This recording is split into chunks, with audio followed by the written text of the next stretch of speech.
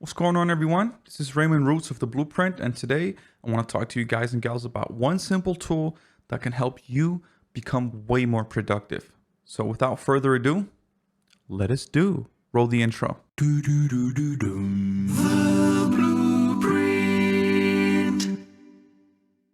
All right, so for the past couple of months, I've been getting more and more interested in the whole concept of cultivating a productive and creative environment at home.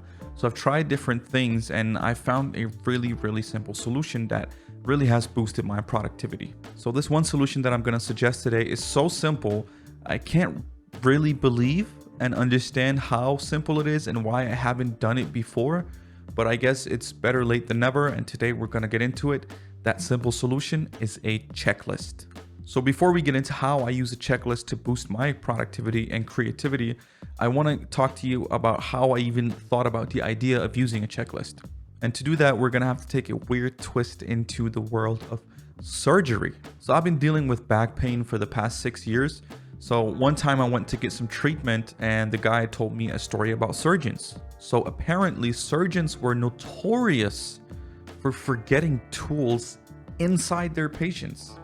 I know, you didn't hear me wrong.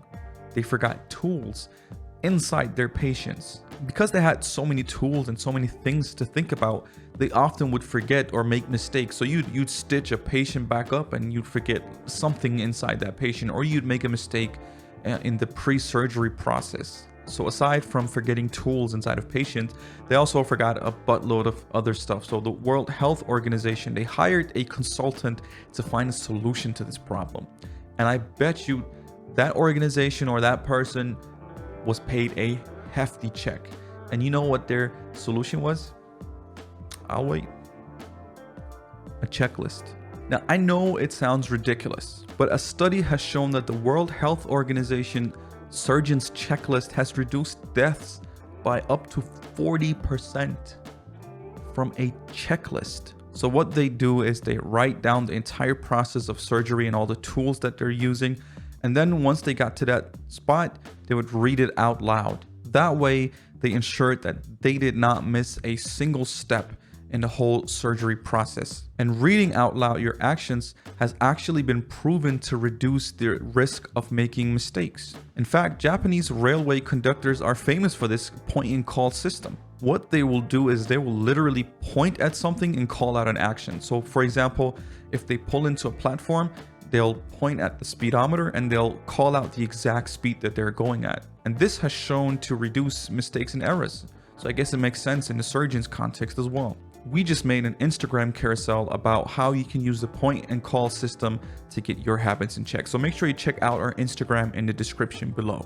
All right, so now we have the backstory out of the way. Let's talk about how and why I use a checklist. Well, for starters, I think it's a really good way to end your evening where you sit down and you reflect on what you want to get done the next day. So what I do is I write down very specific things I want to get done. And honestly, you can start out as simple as just drinking more water. If you don't drink enough water and you want to do that, you could write down as a goal for the day. The key here is to be as specific as possible about how, where, and when you want to accomplish your goal. So how would that look? So I'm going to give you 2 examples of how you can write down a goal for the next day. And we're just going to use water as an example. So the first way could be drink 1 glass of water at 8 a.m. before your first meeting. That's time specific and it's specific to the environment you want to do it in. Another way you could look is I want to drink 3 glasses of water before noon. So those are very specific goals that are actionable and doable. The more specific you are, the better your chances are of actually getting it done. Another reason is simply because we can forget things that are important. We have stressful lives, we have work, we have school, we have families to take care of. Like, we can literally just forget stuff we want to get done throughout the day. So a boost of motivation at 1 a.m. may be good for 1 a.m., but at 7:52 p.m. the next day, you may have forgotten. And then you end up using whatever free time you have on maybe some bad habits that you have or some other actions that you didn't want to spend your time on because simply you've forgotten it. So writing down goals will actually help you remembering it. In another video, I mentioned a study showing that writing stuff down by hand really increases the chances of you remembering it. And I'm literally making the same point here. Of course, you can check out the video that I'm referring to in the top corner now. Or here, I don't know. And lastly, another reason why you want to create a checklist is because of that satisfying feeling that you get from crossing things off a list, which will propel you to get more stuff done. So having a list of things that just kind of stares at you and shames you because you've neglected them, like that might work, but the satisfying feeling of getting stuff done and then documenting that by writing it down and checking it off, that's a very satisfying feeling. Like I said before, you feel productive because you've literally documented a thing you had to get done. When you do something, let's say you drink a glass of water, maybe you notice it in the moment, but if you make it an objective, a goal, a thing you have to get done before the day is over, then looking at it as a task written on a piece of paper and crossing it off will give you a sense of fulfillment because you've actually been productive. You've lived up to the goals that you set to yourself the day before. And that feeling can get very addictive. And eventually it can help you to make your actions into habits. And ultimately, that's what we want for a lot of our day-to-day goals. Just automated actions that we don't even think about. So here are some of my reasons on why you should use a checklist.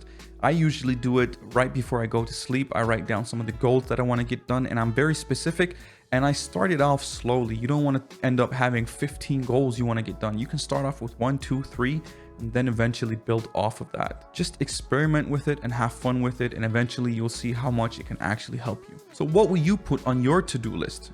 Let me know in the comment section below and we'll check it out. So I'm just gonna wrap this up. That's it for me. And of course, don't forget to like this video, subscribe to our channel, drop a comment down below, engage with us on social media, all of that stuff, because right now we're in active brawl with the YouTube algorithm and we do intend on winning this battle. And of course, don't forget, we have a podcast out every single Monday where we talk to people who are established creatives in the creative industry. They're successful in their business endeavors, and we talk to them about tips and tricks and how to navigate through the industry, and we drop an episode every single Monday. It's super interesting, it's super fun.